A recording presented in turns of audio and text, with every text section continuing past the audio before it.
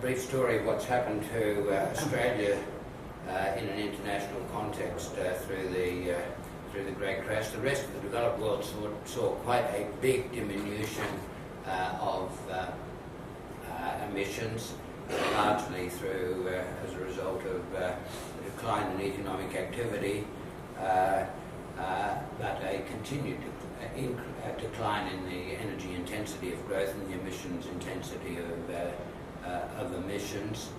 Australia stands out not only in growth performance but in what's happened to energy demand and emissions growth. The analysis of emissions growth has to come back to factors driving GDP growth, energy intensity, carbon intensity and emissions. Here I've compared the perspective under business as usual from our work with the latest work of the International Energy Agency. Their projections are not business as usual. They are current policy, which has had some effect in changing especially the emissions intensity, the carbon intensity of energy use. But you can see there that our business as usual projections are significantly higher than the IEA's current policy perspectives. Detail on all of this is in the paper that's on the website. We're looking forward to 2030. For developed countries, here we're comparing the revision of the perspectives in this update with the work that went into the review in 2008, and we're seeing a significantly diminished growth outlook in the developed countries, but a higher growth outlook than in the developing countries, and this is a change in perspective over the last 2.5 years. It's a change in perspective driven partly by what we learnt from the Great Crash. We learnt more about the vulnerability of the developed countries, and one has to recognise that the problems that gave rise to the Great Crash haven't been dealt with. There's continued vulnerability there. The overhang of public sector indebtedness will take a long time to work through in the developed countries, and I think it's reasonable to have a lower expectation of long-term growth in the developed countries now than 2 or 3 years ago. On the other hand, developing countries had a good crash. Their growth wasn't much affected, and the big ones have come back to very strong growth momentum very quickly. And I think a reasonable assessment would be for stronger growth in the developing countries now. Amongst other things, they've shown that a major recession, deep recession in the developed countries does not necessarily knock growth in the developing countries off course. For the world as a whole, we see growth just slightly higher between now and 2030, but quite a big change in the geographic composition of that growth.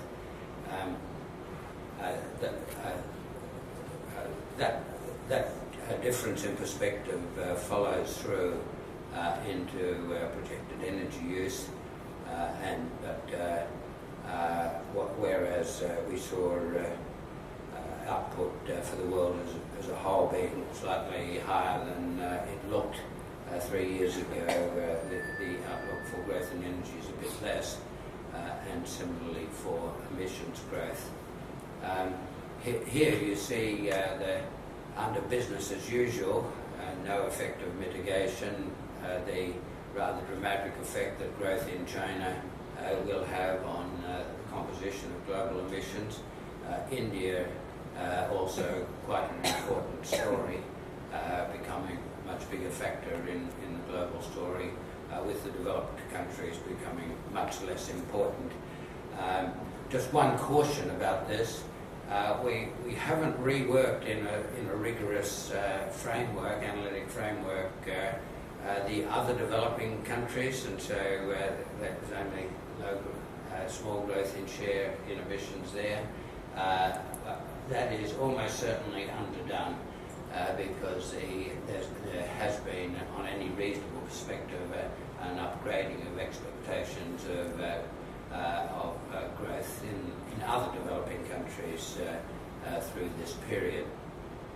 So just to bring out, to conclude by bringing out what I think are some of the implications of this reworking of the business as usual scenarios.